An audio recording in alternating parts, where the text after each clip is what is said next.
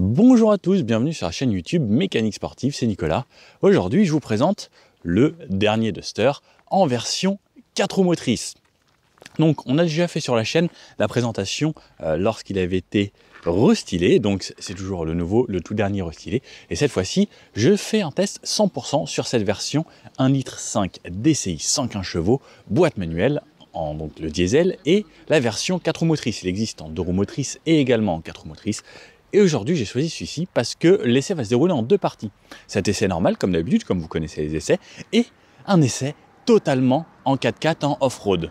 Je vous mets déjà quelques petites images d'aperçu de ce que je vais faire avec cette voiture. Ça va être assez marrant de voir à quel point cette voiture se débrouille bien, également en version tout-terrain. Alors, à la présentation, on avait déjà fait 2-3 petits exercices, mais là, on va vraiment pousser un peu plus dans ces retranchements. Bon, aujourd'hui, je vous présente les caractéristiques, comme d'habitude. Donc, on en parle un petit peu en détail de l'extérieur, de l'intérieur, et ensuite, essai et la deuxième vidéo, où c'est du 4x4, où ça va être beaucoup plus fun. Je vous conseille d'aller la regarder. Le Duster, c'est à partir de 14 990 €. La version 4 roues motrices à partir de 19 590 €. On a plusieurs motorisations donc sur le Duster. On va avoir le choix à partir du EcoG qui va faire de l'essence et du GPL, donc avec 100 chevaux.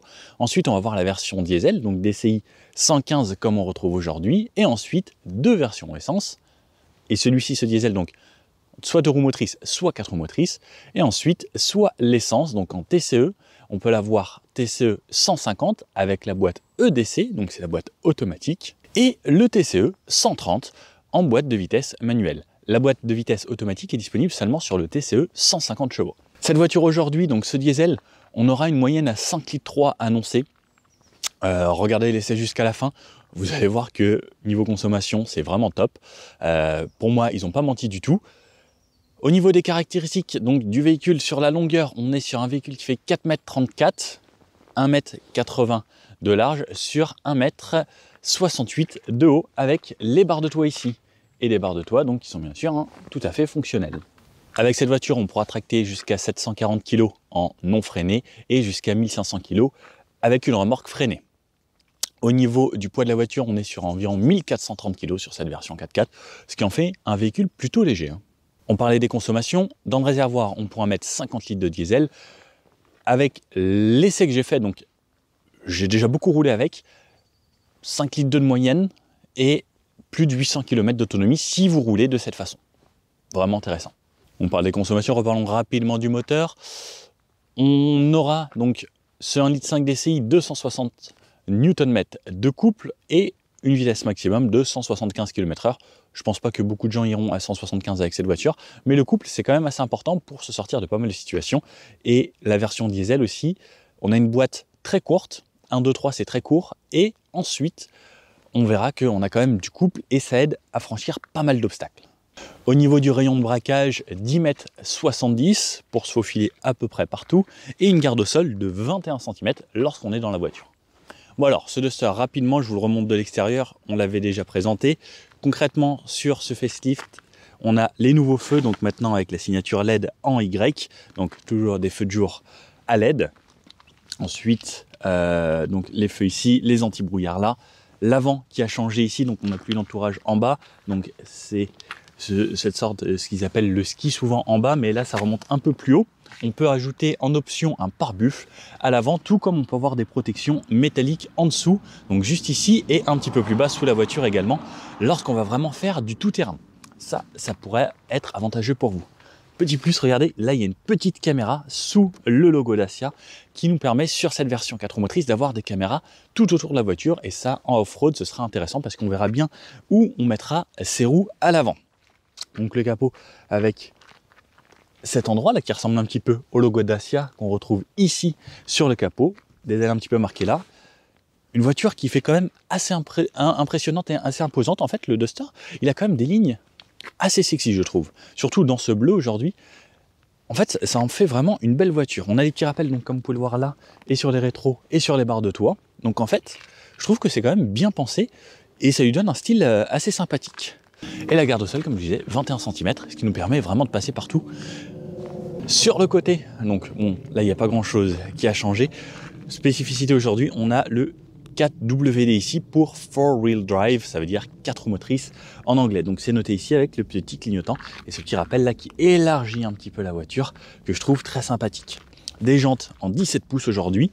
Alors même le fait que ce soit des jantes assez grandes, on a des pneus assez hauts, ce qui fait que la voiture reste très confortable quand on la roule et qu'on l'utilise au quotidien.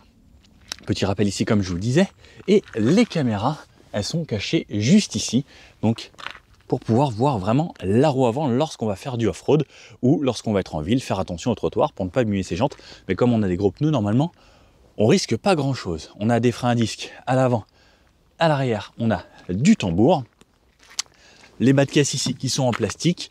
Pareil, on pourra voir en option des marchepieds qui renforcent un petit peu ce caractère un petit peu SUV et qui élargissent un poil la voiture. Moi, je vous avoue que comme ça me va très très bien. Je la trouve simple et facile.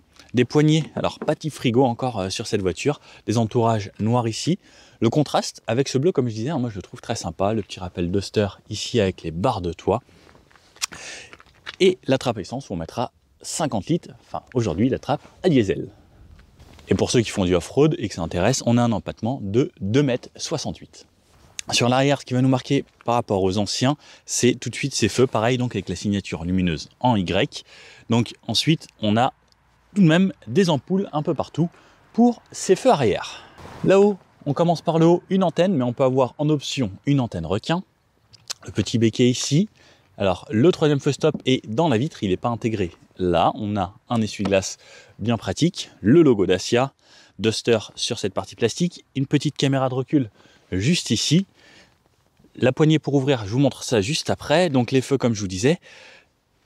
Ici, ce gros pare-choc, pareil, qui est teinté comme à l'avant. Donc pareil, ça, ce qui est bien chez Dacia, c'est que c'est teinté directement. Donc même s'il y a une petite rayure, ça va pas paraître noir en dessous. Du plastique avec des radars de recul et le petit pot d'échappement qui se situe ici. Là, on a l'anneau. Alors ce ne sera pas à visser, ce sera directement intégré à la carrosserie. Donc ça, c'est pas plus mal. Et le coffre, hop, donc c'est électrique. Et ensuite, je soulève. Et j'arrive dans ce coffre qui fait, à votre avis, 411 litres. Donc on a une plage ici rigide où on peut poser des choses qui est creusée. Donc ça c'est pas mal si on veut poser des choses ici. Lorsqu'on a par exemple des cours, si on veut poser par exemple, je sais pas, la baguette, quand on va au boulanger, hop, il y a vraiment de quoi poser pile poil 2 baguettes en plus. Nickel. Le coffre, donc 411 litres. Bien sûr que je rentre là-dedans. Et j'ai encore de la place vers le fond. C'est pas mal spacieux. Hop, oh là là, hop. Sous le plancher, ici, j'ai ma roue de secours, bien pratique. La roue de secours, vous êtes pour ou vous êtes contre? Plutôt kit anti-crevaison, pour avoir plus d'espace, ou plutôt roue de secours pour ne pas être en galère lorsqu'on crève? Moi, je suis plutôt team roue de secours, on ne sait jamais. Voilà, donc à partir du seuil, c'est totalement plat, et ensuite on peut rabattre la banquette arrière en 2 tiers, 1 tiers. Fixation top taser sur les 2 sièges d'extrémité à l'arrière et Isofix également. Et pour refermer, j'ai 2 poignées de chaque côté, hop, et je referme. Petit tour aux places arrière. Alors, l'ouverture de la porte se fait bien, elle s'ouvre assez grand. Je rentre facilement à l'intérieur. Je suis accueilli dans une banquette tout en tissu, où on sent que la mousse est quand même assez ferme. Je me remonte mon appuie-tête, et je vais chercher ma portière. Portière 100% plastique, tout est en plastique, pas d'accoudoir ou quoi que ce soit, en tissu ou autre. À l'arrière, alors regardez, moi je fais 1,80 m, je suis plutôt bien au niveau de la tête, j'ai des grandes fenêtres, alors elles sont légèrement surteintées aujourd'hui, j'ai de la place, le siège à l'avant il est réglé pour moi, donc 1,80 m comme je vous disais, j'ai de l'espace aux genoux au cas où, ça c'est du tissu, donc même si j'ai les genoux un peu dedans, c'est pas trop gênant. La banquette est plutôt ferme, aucun maintien latéral. Par contre, ça laisse de l'espace si je veux mettre un petit peu plus par là ou autre. Donc, les sièges me bloquent pas. Si on a une assez grosse carrure, ce sera pas gênant parce que pareil, on ne sera pas gêné dans le dos. Donc, cette place sur le côté, on est bien. Dans les portières, on a des tout petits rangements. On ne pourra pas mettre de grandes bouteilles ou autre. 2 ports USB type A ici. Des pochettes dans les sièges arrière. Ah, un petit truc. Quelqu'un a voulu envoyer un colis. Hop. 3 ceinture ici et la troisième ceinture. Alors ça, c'est le petit reproche que je peux faire, c'est qu'il faut aller la chercher tout au fond dans le coffre, là-bas, au plafond. Ça, c'est un petit peu dommage. Ça aurait été vraiment plus pratique qu'elle soit intégrée à la banquette. Bon, la place du milieu. Ce qui est bien, c'est qu'on a un vrai 4x4, mais on a un tunnel central un petit peu incliné et qui fait juste ça de haut. Comparé à d'autres voitures où des fois c'est ça, il faut vraiment enjamber. Donc là, hop, je passe dessus. Banquette très très confortable. Je remonte pareil, cet appui-tête. J'ai de la place. Alors, j'ai les ceintures qui viennent un petit peu dans le fessier. Donc ça, c'est un petit peu dérangeant. Bon, on s'y fait au bout d'un moment lorsqu'on a enclenché la ceinture. Mais je vous avoue que moi, ça me gêne un petit poil. Hop. Sinon, j'ai de la place pour les jambes, j'ai de la place pour les pieds, sous les sièges, il n'y a aucun problème, les rails sont positionnés assez haut, donc les rails ne viennent pas du tout me gêner. Pareil, les rails, il y a un qui est plus haut, un qui est plus bas, juste à cet endroit-là, et ça permet en fait de pouvoir mettre ses pieds ici. Ça, c'est très ingénieux parce que beaucoup de marques ne pensent pas du tout à faire ça, et ils ont les rails au même endroit, et quand on va avoir nos pieds, bah, ça va nous gêner. Pareil, au niveau de la tête, c'est très spacieux, il y a 2 poignées de chaque côté, si je veux me tenir ici, pour aller faire du 4x4, ça aurait été marrant de faire du 4x4 ici à l'arrière. Et donc, comme je vous disais, fixation top taser et Isofix sur les 2 sièges sur les côtés. Bon, allez, on passe à l'avant. Allez, je vous emmène avec moi par ici. Donc, hop, l'intérieur. Donc ici, on a une porte, pareil, relativement tout en plastique, sauf ici et ici, où c'est une sorte de cuir. Hop, je me recule pour que ce soit plus pratique.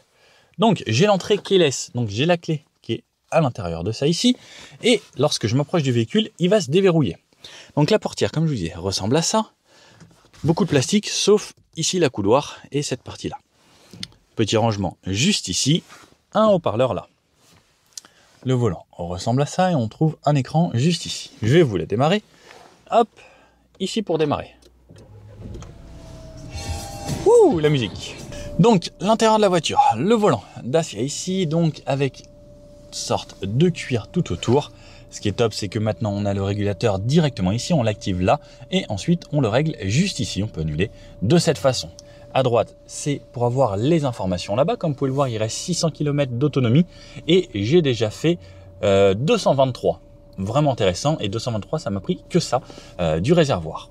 Le contour à gauche, le compteur de vitesse à droite et donc ce petit écran tout simple où je peux faire défiler mes informations de cette façon. Je peux avoir le kilomètre/heure ici, donc ma vitesse en numérique également, ça c'est pas mal, la température, la pression des pneus, hop, le kilométrage total et la moyenne, l'instantané et l'autonomie. Derrière le volant, on retrouve sur la gauche les feux. Comme vous pouvez voir, il y a le mode auto, donc allumage automatique des feux. Ensuite, on peut mettre juste les petits feux pour faire joli de jour et ensuite les pleins phares. Anti-brouillard, avant, arrière et les clignotants. On active le petit clignotant là-bas. À droite, ce sera pour les essuie-glaces. Pas de mode automatique, malheureusement. Et ensuite, cette belle pièce que l'on connaît chez Renault depuis les années avant que je sois né, sûrement. Donc le son, plus ici, moins. Les modes, je change de mode. Et les sources, si je veux passer de la radio FM, la radio DAB, mon téléphone, le Bluetooth, l'Android Auto ou autre. Pas de bouton pour la clé ici et le bouton Start and Stop juste ici. Sur la gauche, réglage des rétroviseurs aujourd'hui en électrique et désactiver l'alerte d'angle mort que j'ai dans mes rétroviseurs ici, bien pratique. Les rétroviseurs, pareil, on a une bonne vision à l'intérieur, à gauche comme à droite. Celui-ci, c'est pareil, bonne visibilité et des bords assez fins, assez jolis, donc un rétro juste posé là, sans assistance ou autre, ça prend pas énormément de place. Ça faisait longtemps qu'on n'en voyait plus des comme ça. Au niveau du tableau de bord, comme on peut le voir, tout est en plastique, beaucoup de plastique dans cette voiture, mais on lui demande pas forcément d'avoir du cuir partout pour le prix que ça vaut. 3 aérateurs là, un là-bas, un juste ici. Hop, l'écran ici. Alors je vais couper le moteur parce que hop, ça sert à rien de consommer pour consommer. L'écran ici, donc on a MediaNav, on a la navigation juste ici, j'accepte, je fais attention, je suis là dans la forêt, je dézoome, écran tactile, hop, c'est assez rapide, comme vous pouvez le voir. Dacia, ils savent très bien y faire là-dessus.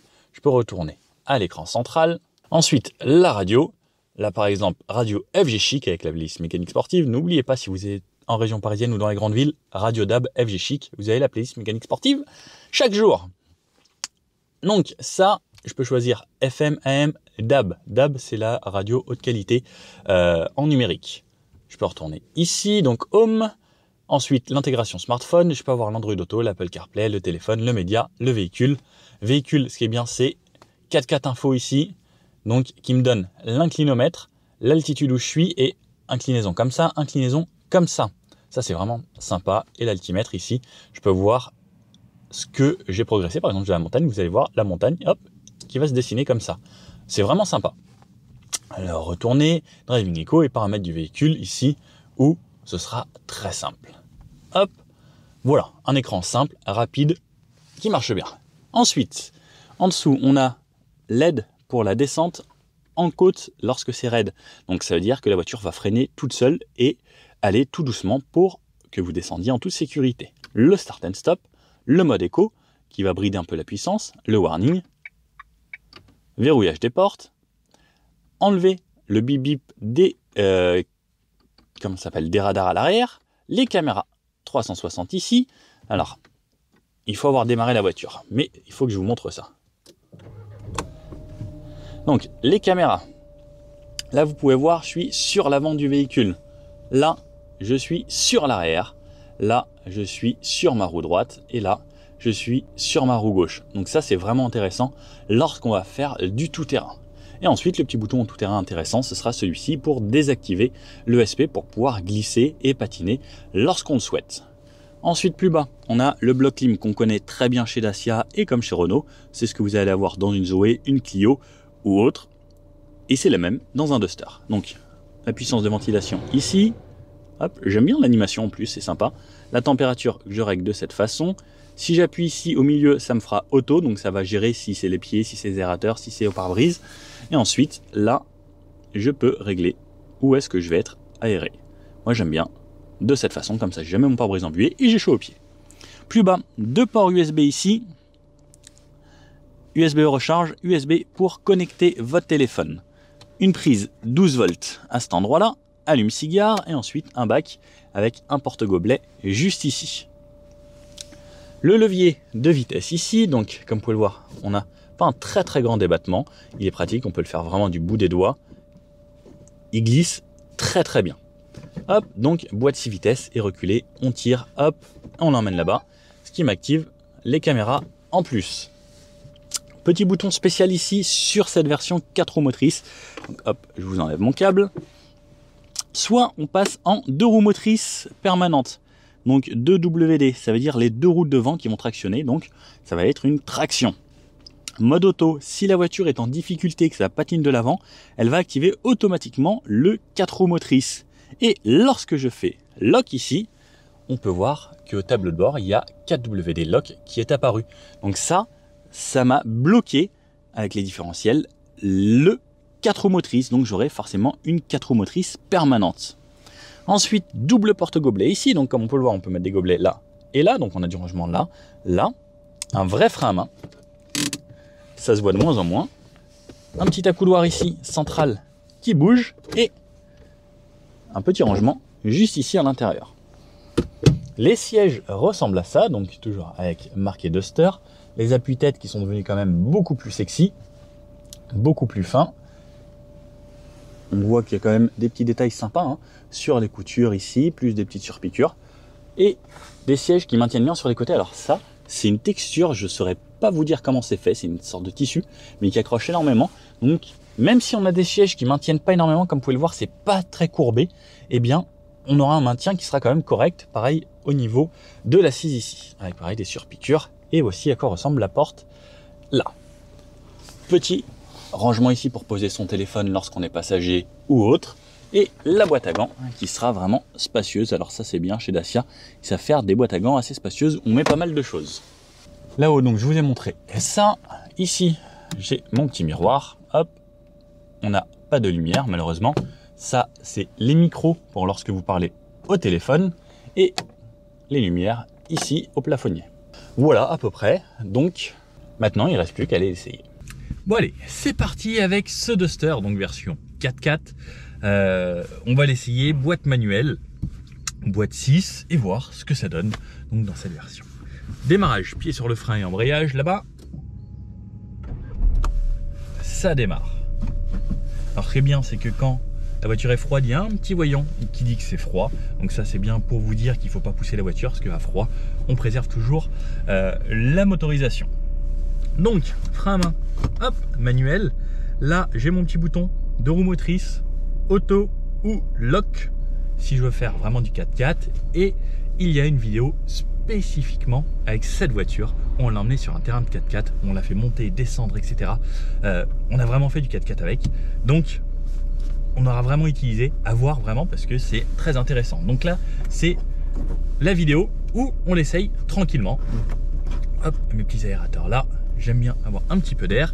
Ma clim, je la mets au minimum, 21 degrés sur les pieds et sur les vitres avant. Donc ça, ce bloc climat, comme je disais, on le connaît bien. Hop, c'est parti. Boîte manuelle, j'en conduis de moins en moins des voitures en boîte manuelle. On a cette petite boîte très simple, le débattement est pas très grand, c'est agréable, elle verrouille bien, elle est facile, elle glisse super bien. Et dans ce Duster, ben voilà, on a quand même un gros SUV, on est positionné assez haut, on a l'impression d'avoir quand même une grosse voiture. Hein. Enfin, c'est pas qu'une impression, c'est une voiture qui est quand même assez imposante. Là, je ressors de la Dacia Spring. C'est ça, mais en tout petit et en électrique. C'est très marrant. Et là, on a quand même plus de confort que dans une Spring. Alors même si on a quand même pas mal de classiques, là, on a quand même des petits accoudoirs et autres. On a celui-ci. On est bien. Un Duster, ça reste quand même vraiment une très bonne voiture. Je trouve ça hyper agréable. Dans les sièges, on est plutôt bien maintenu. Donc ça va être important sur la partie 4x4. Ça remonte assez bien ici. On a une sorte de tissu un peu différent qui accroche bien, même sur les côtés. Et on est bien, franchement. J'ai mon gros repose-pied sur la gauche. Assez intéressant. On a pas mal d'options, hein. L'Android Auto qui est là également. Alors, on l'entend, on a un moteur un peu bruyant dès qu'on monte dans les tours. Pourtant là, j'essaye de ne pas dépasser 2000-2500 tours parce que le moteur est encore froid. Mais ça aussi, c'est le diesel. Par contre, le diesel, ce qui est bien, c'est qu'on peut rouler très bas dans les tours. Ça relance un petit peu mieux qu'un moteur essence. J'ai réinitialisé le compteur de consommation pour vous faire aussi une idée pendant cet essai de quelle sera la conso moyenne. Donc on va faire surtout de l'Île-de-France, puisque je pense que beaucoup de gens au final font quand même pas mal de villes avec et autour de la ville. Donc il va y avoir un petit peu tout type de route et il va y avoir de la nationale pour aller jusqu'à la Ferté-Gaucher où on va faire du 4x4 avec également. Donc je vous ferai un petit débrief total sur les consommations à la fin.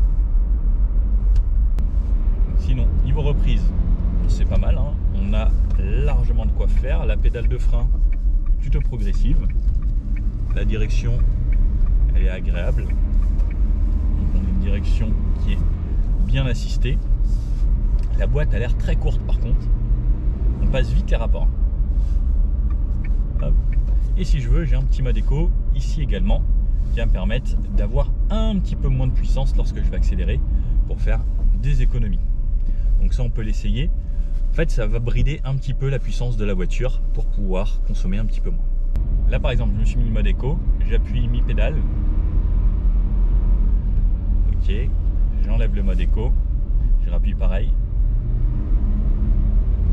On sent que ça monte tout de suite plus haut, que le turbo vient souffler un petit peu plus vite et monter dans les tours plus rapidement.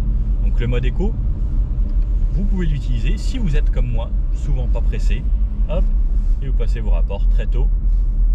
Et vous n'avez pas besoin de puissance en fait parce que vous êtes en mode tranquille. Et le mode éco, alors pareil, donc ça bride un petit peu. Par contre, quand on va tout au fond de la pédale, il y a un petit kickdown, ce qu'on appelle, c'est un petit clic, ce qui va désactiver le mode éco pour les phases d'accélération si on en a vraiment besoin. On va aller s'insérer sur le périph. Tac. Donc, même là, je suis toujours en mode éco. C'est suffisant. Alors, si les gens pouvaient s'insérer un petit peu plus rapidement, hop. Je passe mes rapports. Hop. Je me mets en 6 à 70. Je suis un petit peu en dessous des 1500 tours minute. Je me sélectionne mon régulateur. 70 km/h. Alors c'est top d'avoir le régulateur. Maintenant c'est au volant. Il n'y a plus besoin d'aller cliquer sur des boutons à gauche à droite. Tout est ici. Donc régulateur, 70 km/h, je suis un poil en dessous des 1500 tours, en 6e. Alors c'est agréable, j'ai quelques bruits de roulement, j'entends un petit peu ce qui se passe dehors. Je me remets là, comme ça je serai pas à côté du mur qui me renvoie pas mal de son. Alors on entend un petit peu les véhicules qui nous dépassent. Alors c'est normal, c'est une Dacia, c'est pas une Mercedes, c'est pas insonorisé aussi bien, mais ça reste correct quoi. Donc à 70, on est bien. C'est agréable, les sièges sont bien, la suspension là filtre super bien les défauts. C'est agréable. La direction, elle est assez directe. On sent qu'il n'y a pas trop de flou lorsqu'on va bouger un petit peu, donc on n'a pas besoin de faire de grands mouvements de volant. Elle répond assez bien et on sent que la suspension est pareil, comme sur les Dacia, hein, très molle. Donc c'est un gros avantage d'avoir une suspension très molle, c'est que c'est très confortable. Par contre, sur un comportement sportif, c'est un peu plus embêtant, mais là c'est un 4x4, donc on va faire du sport mais autrement, donc on va plutôt privilégier le confort. Pareil, sur le tout-terrain, il vaut mieux avoir quelque chose de souple qui va venir amortir un petit peu tout. De nuit, donc comme vous pouvez le voir, pas d'éclairage d'ambiance ou quoi que ce soit, simple, hein, mes compteurs, ici ma zone du milieu avec mon écran, mon Android Auto qui est allumé et mes commandes pour avoir accès à tout. On va aller se mettre un peu plus vite à 90. Hop, je passe la 6 en double. Régulateur, moi ça c'est vraiment l'option la plus importante que j'ai dans ma vie, le régulateur. 90 km/h, je peux me lâcher les pieds. Alors dommage que chez Dacia il n'y a pas encore les régulateurs adaptatifs. Ça viendra peut-être, hein, qui sait. Hop, on se remet voie de droite, tout à droite même. 90, on est en 6e, on est un petit peu au-dessus de 1800 tours minute. Le moteur est pas trop présent, je l'entends très peu. On sait qu'il y a un moteur qui tourne devant, mais il n'est pas bruyant à régime stabilisé, pourtant on en a un petit peu en montée en contrainte. On entend pas mal quand même les voitures à l'extérieur, donc ça c'est l'insonorisation. Les bruits de roulement, là on est sur un goudron qui est relativement propre, relativement récent, donc ça va. Et à 90, j'ai quasiment pas de bruit du vent. Un petit peu là sur le haut ici. De nuit, on a bien sûr allumage automatique des feux et tout ce qui va bien. Et on va passer à 110. Alors, je vais mettre à 90. Allez, en 6e, clé penchée, le turbo se met à souffler assez rapidement. 100, 105, 110. Donc la reprise est pas mal. À 110. On entend un petit peu le moteur maintenant. On est à 2250 tours à peu près. Un peu de bruit du vent. Sinon c'est correct, hein. La suspension toujours confortable. Et on est pas mal. Si on accélère un petit peu plus, allez, on va aller se mettre à 130, toujours en 6. À 130, on commence à entendre beaucoup plus les bruits du vent autour de l'habitacle. La suspension, pareil, ça filtre toujours bien les rainures et autres. On est un peu plus 2600 tours, mais c'est correct. On entend quand même pas mal les bruits du vent autour de l'habitacle. Les bruits de roulement, ça reste contenu. C'est correct, hein, franchement, pas grand chose à lui dire à cette voiture. En fait, à partir du moment où vous savez que vous avez une voiture qui coûte 25 000 €, voire beaucoup moins, hein, parce que les premières ça commence à beaucoup moins, bah vous savez que c'est une voiture qui vaut vraiment le coup pour ce prix là. Il y a des voitures plus chères qui pour moi ne sont pas aussi bien que ça. Alors certes oui, il y a des plastiques un peu partout, mais vous avez tout ce qu'il faut au final. En moyenne là, en continu, je suis à 5 litres 2. Bah, ça reste convenable, hein. Une voiture agréable. Alors boîte manuelle, moi j'aurais peut-être bien aimé qu'elle soit disponible en boîte automatique. Elle existe en EDC, il me semble que c'est la 150 EDC. où c'était le top du top. Et franchement, le Duster, c'est une voiture très intéressante, puisqu'au final, on peut l'avoir en boîte automatique, on a plein d'options, on a la clim, on a là des caméras tout autour de la voiture. On a une voiture assez spacieuse, assez grande, confortable, pour un prix convenable. Les Dacia, alors à l'époque, j'aurais vraiment pas acheté une Dacia quand c'est sorti parce que c'était vraiment très cheap, quoi. Alors que maintenant, bah, j'ai une Dacia, je suis content en vrai. C'est une belle voiture, en plus là dans ce bleu, je la trouve agréable à regarder. Bon, on va voir sur des Dodan également ce que ça donne. Là, on est retourné un petit peu en ville. Ouais, ça reste assez confortable. On va voir si par exemple, on va peut-être faire peur au monsieur là, mais hop, je monte sur le trottoir, je redescends ici. Non, la voiture fait bien le job, c'est confortable. Même si je le fais de l'autre côté, là je peux monter, hop, il n'y a personne. Ça le fait sans problème. On sent que c'est une voiture qui va être confortable, faite pour les chemins, etc. Donc c'est plutôt cool. Bon alors, même dans les petites rues où c'est assez étroit, on se fait bien au gabarit, comme c'est pas une voiture excessivement large non plus, même si c'est plus qu'une petite citadine, hein, mais on s'y fait largement bien. Hop. Bon, on a un vélo, ça va être un petit peu plus long que prévu. Ah, il nous laisse passer, ça c'est un gentil monsieur. Merci. Allez, test rayon de braquage. Hop, 2 et on braque à fond. Est-ce que ça va passer? Ça passe. Donc, c'est pas forcément le meilleur rayon de braquage du marché, mais ça va le faire. C'est suffisant pour faire un petit rond-point comme ça ou un demi-tour assez rapide. Et réaccélération. Quand on pousse un peu, ça y va. C'est pas sportif, mais comme d'habitude, c'est pas du tout ce qu'on lui demande. Donc, notre but, c'est de rouler tranquillement. On a pris une version diesel, c'est pour faire de la route et pas forcément consommer beaucoup plus. Et on a une version 4x4 où, eh bien, on peut faire un petit peu de tout. Et pour la montagne, ça va nous aider. Si vous habitez dans des zones où c'est la montagne, hop, gros freinage, frein très progressif. Si vous êtes à la montagne, le diesel, c'est vrai que c'est quand même un petit peu mieux. On a un petit peu plus de couple tout de même. Bon alors, ce Duster, comme vous avez pu le voir, c'est une très bonne voiture polyvalente où on peut faire vraiment beaucoup de choses. Et comme vous pourrez le voir, donc là, on est en train de tourner une vidéo, donc vous allez trouver dans une autre vidéo sur la chaîne, où on va faire du 4x4 avec. Donc on va essayer, alors c'est très gras comme vous pouvez le voir, ça va être assez marrant, mais sinon, vraiment top. On est parti de Paris, j'ai fait l'essai, etc. comme d'habitude. Là, on est à la Ferté-Gaucher, à Univers Tout-Terrain, et conso moyenne 5,2 litres en Ile-de-France, donc vraiment top, hein, ça tient vraiment ses promesses. C'était annoncé 5,3 litres sur le site Dacia. Là, sur un mixte, en ayant fait beaucoup de routes à 110, 90 et de l'Ile-de-France, 5,2 litres, c'est vraiment correct. Voiture agréable, plaisante, 25 000 € pour avoir quasiment toutes les options, c'est ce qu'on trouve chez peu de marques. Alors certes, on a beaucoup de plastique à l'intérieur et autres, c'est pas du haut de gamme, mais pour 25 000 €, vous avez une voiture qui fait tout. Vous avez le régulateur, on peut avoir les sièges chauffants, on peut aller faire du 4x4. Là en plus, on a une version 4 roues motrices, un diesel qui est plutôt économe. Donc pas mal de choses, on a de la place dans le coffre, 5 vraies places. Que demander de plus?